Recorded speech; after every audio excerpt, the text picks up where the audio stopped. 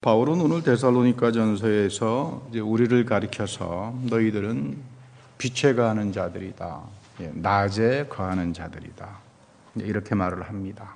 근데 이 말씀이 단순하지가 않습니다. 우리 성경 전체를 통해서 그 삶의 자리 속에서 읽어보면 이게 단순히 당신 교회 다니니까 빛의 자녀로구나 이렇게 말할 수 없다는 겁니다. 그 무엇이 낮에 거하는 자들인가? 무엇이 빛에 거하는 자들인가? 최근에 이제 미국 PBS나 이 다큐멘터리 방송에서 60년대 미국의 양심이라고 하는 신학자요 지성인이 있습니다. 라인홀 리브어라고 하는 분인데 미국 지성을 대표했던 분입니다. 이분에 대한 이제 방송 다큐멘터리 특집들을 준비하고 또 유명한 대학에서 이분에 대한 다시 말하면 재평가 라이놀 리버라고 하는 분이 남긴 미국의 영적인 도덕적인 유산을 이제 재평가하는 그런 세미나와 강연들이 참 많이 이제 돼 있어서 저도 이번 주는 이 라이놀드 리버 강연을 듣고 많은 생각을 하고 오늘은 그 리버라고 하는 분의 그 생각을 제가 설교해서 여러분들에게 좀 나눠보자 합니다. 이 라이놀드 리버라고 하는 분은 오늘 읽은 누가복음 16장 8절에 나오는 이 말씀을 평생 가지고 고민했습니다. 이 한 구절 가지고 평생을 씨름한 사람이에요. 리버는 그만큼 하나님의 말씀의 깊이를 뚫어보았던 분이죠. 그리고 이 누가복음을 근거로 해서 깊은 도덕적인 반성을 남기신 분인데 이분이 쓴 글 가운데 보면 어둠의 자녀들과 빛의 자녀들이라고 하는 글이 있어요. 이분이 책도 많이 쓰셨지만 특별히 아주 유명한 책이 하나가 도덕적인 개인 그러나 비도덕한 사회. 참 그 책을 읽어보면 좀 통렬합니다. 그런가 하면 빛의 자녀들과 어둠의 자녀들 이런 글들을 읽어보면 밤잠을 못 자게 사람을 만들어요. 너무 그 진리를 패부처럼 꿰뚫어 놓기 때문에 마치 그 예언자의 음성을 이를 통해서 하나님의 음성을 듣는 것 같은 그런 느낌을 갖게 됩니다. 근데 이분은 그런 말을 합니다.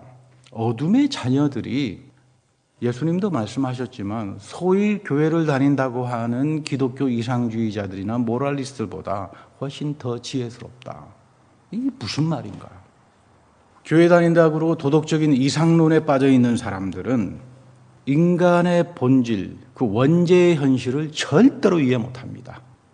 어떤 이상주의에 헤매가지고 자기 생각이 잘못된 생각에 미혹당해 있는 줄 모르고 그런데 오히려 어둠의 자녀들이라고 하는 사람들, 공산주의자들, 사회주의자들, 인간의 갈등과 인간의 연약함을 가장 더 잘 우리보다 꿰뚫어 봅니다.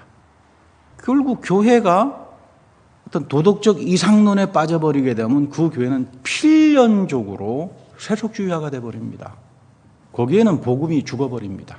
성경이 더 이상 말씀을 안 합니다. 나의 도덕적인 이상론이 지배를 하지 그러면서 자기 자신도 모르게 복음에서 떨어져 나가고 세속주의에 물들어가고 나는 완전히 하나님으로부터 버림받은 자라고 하는 것도 모른 채 나는 빛의 자녀다.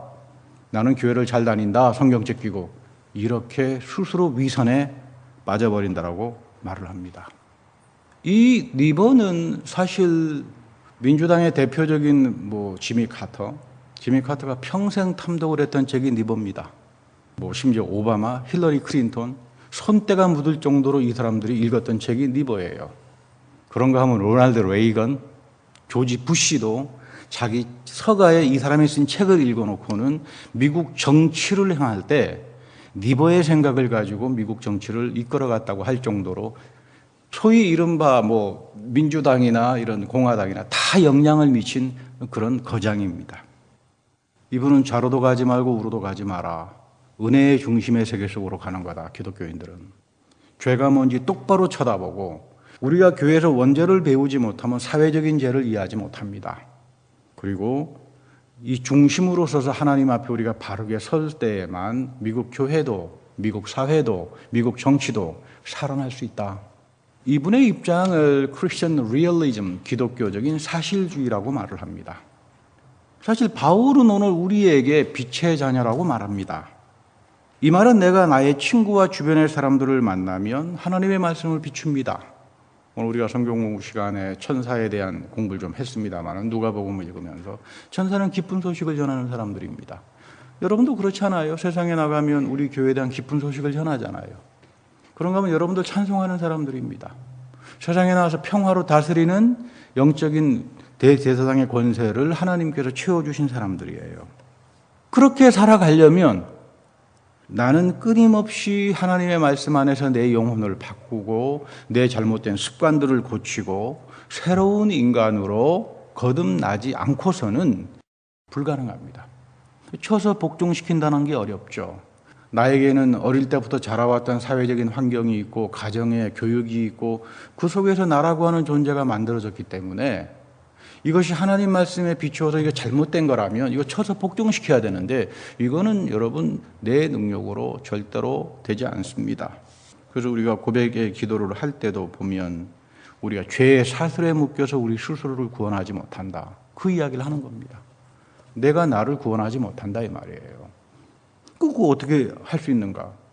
도덕적인 이상주의자나 기독교적인 이 잘못된 사람들은 그거를 밖에 나가서 선행이나 잘하면 끝나는 거야. 이 진지한 문제로 들어가지 못합니다. 진리는 여러분 진지한 거예요. 이 진리는 앞에서 진리를 추구하는 사람을 뒤바꿔 놓습니다. 여기에서부터 살아있는 하나님의 역사가 드러나는데 이걸 회피해버립니다. 도덕적 이상주의자들은.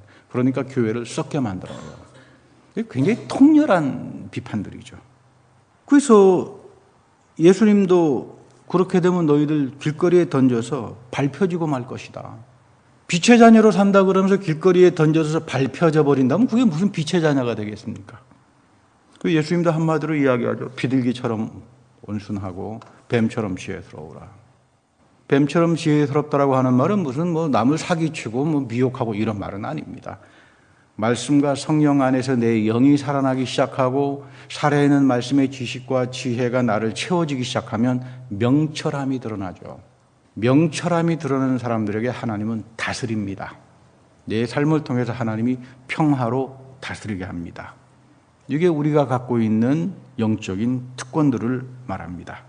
제가 여러분들을 한 5년 정도 만났고 성경 공부와 설교를 해왔습니다.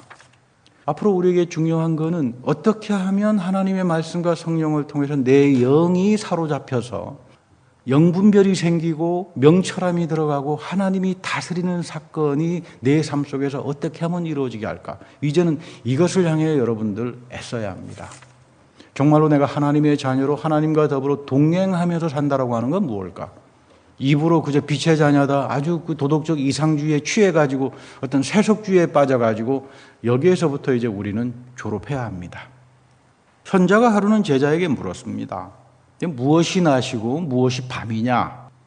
그랬더니 이 제자가 이야기하기를 앞에 사람이 있는데 남자와 여자가 분간이 되면 낮이고 분간이 되지 않으면 밤입니다.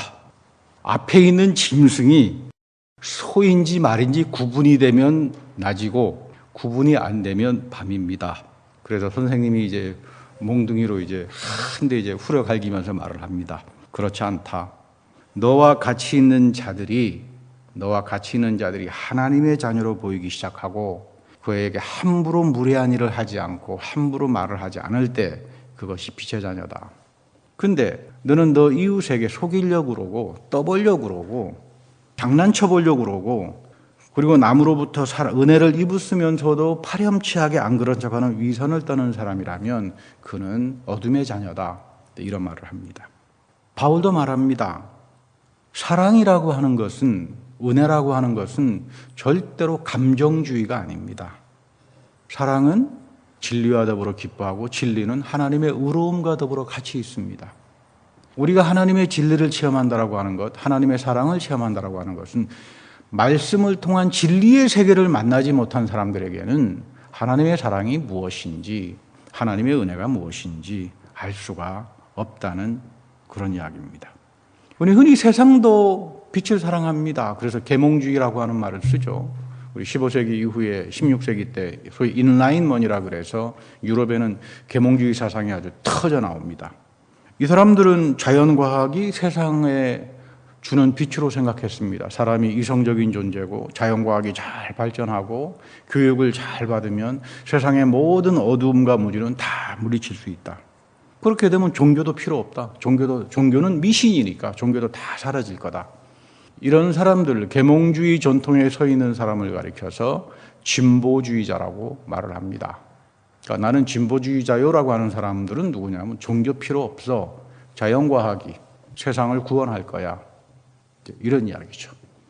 이 진보주의 전통의 가장 핵심적으로 서 있는 사람이 이제 칼 마르크스랄지 이런 사회주의 전통을 말해서 이제 흔히 진보좌파다라고 하는 말 속에는 종교는 필요 없음, 자연과학이 세상을 구원할 거다라고 하는 그 신념을 가지고 있는 사람들입니다.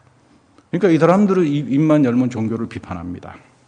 2002년도에 우리 캘리포니아에서 어린아이 복제인간이 탄생됐죠. 2002년도에. 그때 뭐 굉장했습니다. 캘리포니아에서. 야, 이건 뭐 굉장하지 않느냐. 이제 뭐 이 정도 문명의 발전 단계 오게 되면 우리가 창조주처럼 살아갈 수 있다. 그러다가 작년입니까? 2018년도는 남자의 피부에서 유전자를 가공해가지고 난자를 만들어서 아이를 만들어냅니다. 그 체외에서 수정해서 아이를 가질 수 있으니까 뭐 이제는 결혼하지 않아도 언제든지 자기가 원하면 자기 아기 하나씩은 가질 수 있게 됐습니다. 그래서 이 과학주의자들, 진보주의자들이 뭐 환호를 했습니다. 이제는 하나님도 설 자리가 없어지게 됐다. 그리고 TV나 매스미디어의 그 표제가 뭐냐면 We are playing God. 우리는 이제 하나님의 역할을 하게 됐다. 종교는 더 이상 필요 없다. 우리가 생명을 마음대로 할 수 있으니까. 이런 진보주의자들의 말을 들으면서 생명이라고 하는 게 과연 뭘까? 곰곰이 생각해 봅니다. 이 생명이라고 하는 한자 말이 참 좋은 것 같아요. 번역이. 생명, 명령이란 말이죠. 생이라고 하는 건 위임된 거다. 내가 좋아서 생명으로 살아가는 것이 아니라 생명은 주어진 거고 살라고 명령된 거다. 뭐 그런 뜻을 이제 가지고 있습니다. 그래서 우리는 생을 거룩하게 사는 거고 나의 것이 아니니까 책임적으로 살고 그렇게 해서 정직하게 살아갑니다. 우리 요한복음에서 생명은 두 가지로 나눠서 이야기합니다. 하나는 생물학적인 생, 비오라 그러죠. 신체적인 생, 자연과학자들이 말하는 생명입니다. 비오란 말을 쓰고 하나님의 영원한 생명에 이때에서 몸에 부활로 가는 영원한 생명을 이야기할 때는 요한복음에서는 조에라고 하는 말을 씁니다. 자연과학자들이 생물학적인 생, 비오라고 하는 것을 자기 마음대로 조작하기도 하고 생명을 만들기도 하겠지만 이 자연과학자들이 스스로 속는 것은 과연 나의 피부에서 만든 생물학적인 생이 인격적으로 사람답게 더욱이 하나님의 영을 가지고 그 영이 그리스도의 부활의 몸을 입는 이 생명을 과연 이해할 수 있을까? 설령 만약에 그런 생을 만든다고 한들 이들이 정말 우리들의 삶 속에서 사람 대접을 받고 인간답게 살 수 있는 사회적인 환경이나 도덕적인 습관이나 여기에 전부 다 말살을 당해버리지 않겠나. 생명이라고 하는 것은 책임감, 나의 생을 거룩하게 여기는 것, 그리고 인테그리티, 거짓 없음, 여기에서부터 생명은 인격적으로 도덕적으로 발전하는 거지. 내 피부 스킨에서 하나 만들었다 그래서 그 생이 도덕적으로 또는 윤리적으로 책임적으로 살 수 있다고 하는 보장은 아무도 할 수 없는 겁니다. 그런가 하면 진보주의자들은 이성이 발전하고 자연과학이 발전하면 도덕도 발전할 거라고 환호를 했습니다. 그런데 완전히 빗나갔죠. 오히려 돈벌이 하는데 나쁜 짓 합니다. 자연과학자들이 그런 말도 안 되는 것들을 특허를 내가지고 돈벌이 하는데 혈안이 돼 있습니다. 법정 소송 가운데 있습니다. 크랙 벤터라고 하는 사람은 이걸 가져서 이제 특허를 내겠다 그래서 인간의 유전자를 다 자기가 특허를 내겠다. 이런 돈벌이에 지금 정신들이 이제 그러다가 보니까 내가 말하는 자연과학의 이게 정말로 인류의 진보를 위해서 사용되는 건지 자기의 사악한 돈벌이를 위해 가지고 사용되는 건지 여기에 대해서 자연과학자들이나 진보주의자들은 회개 안 합니다. 그것을 죄라고 생각하지 않습니다. 여기에 오늘 우리 시대가 갖고 있는 아주 비극적인 내용들이 담겨져 있는 겁니다. 수년 전 한국에서 그런 일이 있었죠. TV로 봤습니다만 오늘 교회에서 그 목사님이 퍼포먼스를 한다고 교회에서 쓰다 남은 예산 3천만 원을 옥상에서 쫙 뿌렸습니다. 막 사람들이 몰려 들어가지고 그 돈 줍느라고 뭐 정신 없었죠. 그래서 그 방송국에서 찾아가서 아니 어떻게 이 귀한 돈을 헌금을 이렇게 옥상에서 뿌리면서 합니까? 그랬더니 이분 하는 이야기가 뭐 하얀 빼꾸들을 신고 하얀 그 양복을 입고는 이 얼마나 아름다운 예술 행위냐고 말이죠. 그 남들을 도와주고 있지 않냐고. 뭐 돈을 가지고 가서 술집에 가서 뿌리든 뭐 어디 가서 뿌리든 간에 그건 본인의 마음입니다만은 저를 더 기가 막히게 만든 거는 그 옆에서 이제 찬송가를 부르는 뭐 여신도든지 뭐 그런 성가대원이었습니다. 과연 빛의 자녀들인가? 빛의 자녀로 산다라고 하는 게 그저 자동적으로 되는 건가? 가장 어둠의 자녀로 살면서 우리는 빛의 자녀라고 가장하고 살아가고 있지는 않은가? 지금 바울이 이거를 지금 신랄하게 이야기하는 겁니다. 데살로니가 시대 때 빛의 자녀들 참 많았어요. 전부 다 발람주의자들입니다. 광명한 천사처럼 위장해서 드러납니다. 뭐 하나님은 사랑이야. 뭐 해야지. 그러지만 이 사람들이 가는 곳마다 생겨나는 것은 파괴밖에 없습니다. 교회가 무너지고 도덕적으로 파괴가 나타나고 모든 이단 사상들이 출몰해 나타나는데 자기를 빛의 자녀라고 이야기해요. 그래서 그런 말 하잖아요. 사탄도 광명의 천사를 위장해서 나타난다. 오늘 우리가 교회가 빛의 자녀로 살도록 하나님께서 위임을 하고 말씀과 성령을 통해서 주시지만 끊임없이 우리 속에 들어오는 악한 영들이 있습니다. 이거로부터 우리가 보호를 받아야 돼요. 오늘 우리가 천사를 공부하면서 그 이야기를 했죠. 이 구원을 이어가는 사람들에게 하나님은 하나님의 거룩한 사역을 할 수 있도록 천사를 보내주셔서 천사는 거룩한 영이다. 우리들의 삶을 섬기고 디아코니아 하면서 복되게 만들어간다.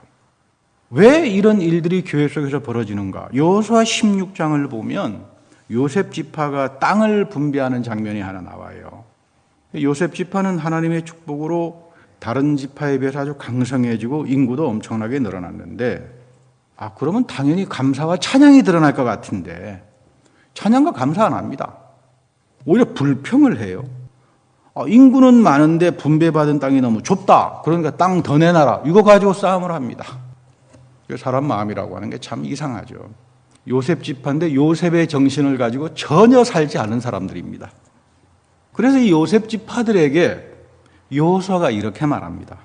너희들이 큰 민족이 되었으니까 하나님의 축복으로 르바임이랄지 브리스 그 사회 땅에 들어가서 스스로 개척해서 살면 될 거 아니냐. 굉장히 중요한 이야기죠. 신앙의 성격을 잘 말해줍니다. 하나님 믿는다는 것은 무슨 뭐 사과나무 밑에 가서 입만 쫙 벌리고 사과나무 떨어지기를 바라는 것이 아니라 신앙에는 개척하고 창조적이고 만들어갑니다. 왜? 그 신앙 속에 하나님께서 권능으로 같이 하시기 때문에 우리가 믿음을 가지고 있다 그러면서 입만 벌리고 앉아있다면 이거는 우리 성경에서도 그러잖아요. 마귀도 믿음을 가지고 있다고. 마귀도 믿음을 가지고 떤다 그러잖아요. 그런 죽은 믿음을 가지고 있을 거면 아무런 의미가 없죠. 내 믿음이 살아있다면 살아서 역사한다면 창조하는 거고 개척하는 거고 자기의 지경들, 자기에게 주신 하나님의 유업들을 넓혀가는 사람들이에요. 여기에 하나님께서 동행하시면서 우리를 인도하실 거다. 그러니까 이런 믿음이 교회를 지배해야 합니다. 창조적이고 주님의 일을 위해서 헌신하고 하나님 나라의 그 평강으로 다스려지며 역사가 드러나는 것들이 교회를 지배할 때 무슨 교회의 선행을 뭐 퍼포먼스나 매스 미디어에 드러내가지고 뭐 엔터테인 한다 할지 않은 이런 어둠의 자녀들이 하는 잘못된 자기 숭배주의에서 비로소 우리가 벗어날 수 있게 된다는 그런 이야기입니다. 사람의 심령 안에 하나님께서 역사하기 시작하면요, 여러분들의 영을 잡고 뒤흔들기 시작하면 더 이상 그 사람은 하나님 말씀을 절대로 함부로 대하지도 않고 판단하지도 않습니다. 말씀 속에서 자기의 잘못을 고쳐나갑니다. 설교를 한 편 듣더라도 하나님의 말씀으로 존중하지 함부로 자기의 기분에 맞춰서 이러쿵저러쿵 이런 말 안 합니다. 그것이 얼마나 큰 죄라고 하는 걸 알기 때문입니다. 성경을 읽더라도 내가 이 말씀 가지고 이렇게 저렇게 하는 것이 아니라 이 성경의 말씀이 내 삶을 심판하고 나를 다스리고 나의 잘못된 점을 환히 비춰준다라고 그런 경건한 태도를 가지고 살아갑니다. 여기에서부터 말씀에 대한 지식이 몸에 배입니다. 지식이라고 하는 것은 체득화가 돼야 됩니다. 이 말씀이 순종을 통해서 실행이 돼서 내가 이 삶 속에서 살아계신 하나님을 만날 때 성경의 말씀은 체득화가 됩니다. 이것이 우리를 지혜로 인도하고 이 말씀이 우리들의 영을 살려내기 시작하고 이 말씀을 통해서 하나님의 형통하심과 성령의 역사가 나타납니다. 여기에 도달하지 못하면 말만 많아지죠. 엉터리 정보 지식 갖다 놓고는 사람이 아주 가볍고 경박해지고 맙니다. 빛의 자녀로 살아가려면 말씀에 대한 체득화를 체험해야 합니다. 내가 이 말씀대로 살아야 되겠다. 이 말씀대로 순종하며 살아야 되겠다. 내가 살아봤더니 하나님께서 이렇게 역사하더라 내 삶 속에. 내가 이전까지는 내가 이런 아주 잘못된 천박한 생각을 가지고 있었구나. 이거 내가 고치기 시작합니다. 이것이 우리를 빛의 자녀로 살아가게 하는 내용들입니다. 성경에 보면 역설적으로 죽기를 원했던 두 사람이 나옵니다. 한 사람이 오늘 읽었던 요나고요. 다른 한 사람이 엘리야입니다. 그런데 이분들에게는 공통점이 있습니다. 승리를 다 이루고 난 다음에 진이 빠져서 허탈해서 하나님 나 이제 그만 살래요. 참 기가 막힌 역설이죠. 오히려 우리가 하나님의 권능으로 이겼으면 기쁨을 가지고 살아야 되는데 인간이라고 하는 본래적인 모습은 심지어 예언자들까지도 그렇지 않습니다. 인간이 얼마나 허약한 존재라고 하는 것을 보여줍니다. 성경은. 요나는 니느웨에서 한 번 복음을 증거했는데 12만 명이 다 뒤집어졌습니다. 가축들까지도 다 뒤집어졌다 그래요. 요나는 니느웨에서 복음 전하면서 승승장구했습니다. 하나님께서 이렇게 많은 은혜를 준 선지자가 있었나 예언자가 있었나 할 정도로 요나는 승리한 사람이었습니다. 그런데 요나의 심각한 문제는 자기 생각과 하나님의 생각이 다른 것 때문에 철저하게 교만의 길로 걸어갔던 겁니다. 요나는 하나님이 원하는 뜻을 이루길 원하지 않았습니다. 자기 뜻이 이루어지길 원했죠. 하나님께서 니느웨 사람들을 구원하는 게 싫었습니다. 자기의 원수가 되는 저 사람들을 왜 하나님이 구원하느냐? 하나님은 이스라엘의 하나님만 돼야지. 이게 싫었던 겁니다. 하나님의 선한 의지를 거기서부터 돌아서서 교만과 부패한 마음으로 갔을 때에 요나는 예언자로서의 놀라운 일을 했으면서도 시리에 빠졌고 결국은 자살이라고 하는 하나님 나 죽여주십시오. 이 절망 가운데 살 수밖에 없었던 겁니다. 우리 주변에도 그런 사람 많습니다. 부유하게 삽니다. 좋은 교육을 갖고 남들이 보면 참 부러워할 정도의 그런 인생을 살지만 그 속에 들어가서 보면 참담하고 우울증에 빠지고 죽기보다도 못한 인생을 사는 그런 사람들을 많이 만납니다. 이 요나와 같은 마음에 사로잡힐 때 우리는 교만에서 헤어나지 못하고 이 교만은 결국 우리를 죽음으로 가져가게 합니다. 우리 엘리야도 마찬가지 아닙니까? 그 아세라 선지자들 850명을 다 쳐 죽였지만 죽음에 쫓기게 되니까 로뎀나무 아래 가가지고 하나님 나 죽여주십시오. 더 이상 살고 싶지 않습니다. 탈진해버립니다. 근데 하나님은 우리가 생각하는 것하고는 전혀 다른 방식으로 역사합니다. 그래서 하나님이 우리와 달라요. 믿음이라고 하는 것은 하나님이 나와 다르다라고 하는 걸 인정할 때부터 시작되는 겁니다. 하나님은 나만 사랑하는 것 같아. 그거는 믿음이 아니라 착각입니다. 여러분, 내 믿음이 깊어지기 시작하면 우리가 고백하는 게 하나님은 나와 다르다. 하나님은 나와 다르기 때문에 나는 이 하나님 앞에서 경건하게 되고 하나님을 경외하게 되고 나를 쳐서 복종시켜서 하나님의 뜻을 먼저 찾아 들어갑니다. 여기에서부터 우리가 상상하지 못하는 놀라운 권능과 역사들이 시작이 됩니다. 우리 마태복음에 보면 소경 거지 바디메오 이야기가 나옵니다. 절망할 수밖에 없는 사람이었죠. 다른 사람에게 자기는 이 모양 이 꼴로 살지만 남들이야 시집만 잘 가면 나름대로 이 모양 상태가 좋아지면 희망을 가지고 있는데 바디메오는 희망조차도 가질 수 없습니다. 차라리 거짓 희망이라도 있으면 잘못된 거짓 판도라 상자에서 나오는 거짓 희망이라도 있으면 그거 가지고도 사람은 살아갈 수 있는데 바디메오는 거짓 희망조차도 거절된 그런 사람입니다. 인생에 완전히 좌절 가운데 있었던 사람인데 그는 예수를 만났습니다. 주님 나를 불쌍히 여겨주십시오. 그는 예수의 긍휼의 능력을 입고 눈을 뜬 사람입니다. 교회라고 하는 것은 바디메오와 같은 사람들이 하나님의 은혜를 체험하고 하나님의 능력을 체험하고 새로운 세계로 자기의 영적인 눈이 튀어집니다. 교회에 와서 우리가 이런 바디메오와 같은 영적인 부르짖음이 없게 되면 나는 여전히 죄의 사슬과 편견과 교만의 사슬에 묶여져 가지고 어둠의 자녀로 살아갈 수밖에 없다는 이야기입니다. 살아계신 그리스도의 인격을 내가 만다는 것, 예수 그리스도와 나에게 포도나무가 됩니다. 믿음이 깊어지면 우리가 한 가지 아는 게 있습니다. 예수 그리스도의 은혜가 없이는 나는 아무것도 할 수 없다. 이것이 여러분 믿음입니다. 내가 예수 그리스도 포도나무의 가지로 접붙여지지 않고는 예수의 생명과 예수의 인격이 나를 다스리지 않으면 나는 절대로 좋은 삶을 살 수도 없고 은혜의 삶을 살 수도 없다. 이렇게 생각합니다. 우리 프란시스 아시스라고 하는 분이 있습니다. 11세기에 한때 그 당시는 십자군 전쟁으로 유럽과 이슬람이 오랜 전쟁을 했습니다. 지금 이슬람하고 이 기독교 국가가 아주 안 좋은 관계를 갖는 게 십자군 전쟁 때문입니다. 역사적으로 아주 피비린내 나는 전쟁이었는데 이슬람 교도들에게 예루살렘이 뺏겼습니다. 그래서 이 예루살렘 성전을 회복하려고 이제 전쟁을 벌이게 되는데 그 당시에 예루살렘이 이스라엘에게 점령당한 것, 그걸 그래서 우리가 재탈환해야 된다라고 하는 것이 어둠의 자녀들의 음모요, 비즈니스다라고 바로 꿰뚫어본 딱 한 사람이 프란시스 아시시입니다. 그래서 그는 스스로 걸어서 십자군의 이슬람 군대의 지휘자인 술탄을 독대하고 만났습니다. 아시시는 오랜 시간 동안 자기가 만난 하나님, 자기가 만난 그리스도를 이야기합니다. 그에게 복된 소식을 전해주었습니다. 근데 놀랍게도 이슬람 군대 최고 지휘자였던 이 술탄이 아시시를 되돌려보고 난 후에 회고록에 그런 말을 합니다. 기독교인들이 아시시 정도가 된다면 우리는 예루살렘 점령할 필요도 없고 다 기독교인들에 주면 되는 거다. 만약에 기독교인들이 아시시야만 갔다면 우리는 저 기독교 하나님과 같이 예배 드릴 수 있다고 마다할 이유가 뭐가 있느냐. 우리는 기독교인들하고 싸움할 필요도 없다.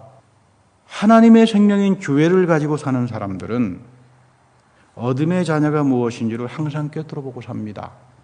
우리에게는 하나님의 생명에 순종하느냐 아니면 치장된, 거짓된, 미혹된 사상에 순종하며 살아가느냐 이 두 가지밖에 없습니다. 타락할 대로 타락해버린 이름만 가지고 있는 중세 기독교인들의 그 모습을 향해서 하나님은 오히려 신실하고 정직한 이슬람 교도들을 회개하게 만듭니다. 아시시 한 사람을 통해서. 오늘 우리의 사는 삶도 마찬가지일 겁니다. 하나님은 여러분들을 빛의 자녀로 살아가길 원합니다.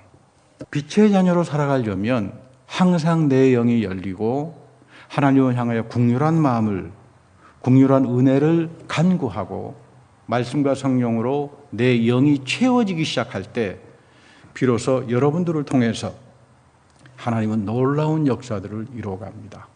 이 어둠의 자녀들이 넘치면서 모두가 다 어둠의 자녀들이 나는 빛의 자녀라고 말하는 이 시간 속에서 특별히 하나님께서 믿음을 가진 사람 한 사람들을 통해서 역사하듯이 여러분들의 믿음 가운데에 이 하나님의 놀라운 축복이 있기를 기원합니다. 다 같이 기도하겠습니다. 하나님, 우리는 주님을 믿는다고 하지만 입술로 고백하지만 내 생각이나 내 영이나 내 몸이 항상 나는 어둠 속에 갇혀 살아간다라고 하는 걸 압니다. 내 스스로 주님, 죄의 현실을 이겨내지 못한다는 것을 압니다. 살아계신 그리스도를 체험해서 긍휼과 은혜를 체험했던 바디메오처럼 우리에게도 우리를 향하여 베풀어 주시는 하나님의 긍휼의 은혜를 사모하는 마음을 갖게 하시고 모두가 다 빛의 자녀라고 가정하고 드러나는 어둠의 자녀가 넘치는 사회 속에서 성령이 주시는 그 믿음을 가지고 빛의 자녀로 권능과 하나님의 평화의 다스림을 이어가는 주님의 귀한 백성들이 되게 하여 주옵소서. 우리 구주 예수 그리스도의 이름으로 감사하며 기도드립니다. 아멘.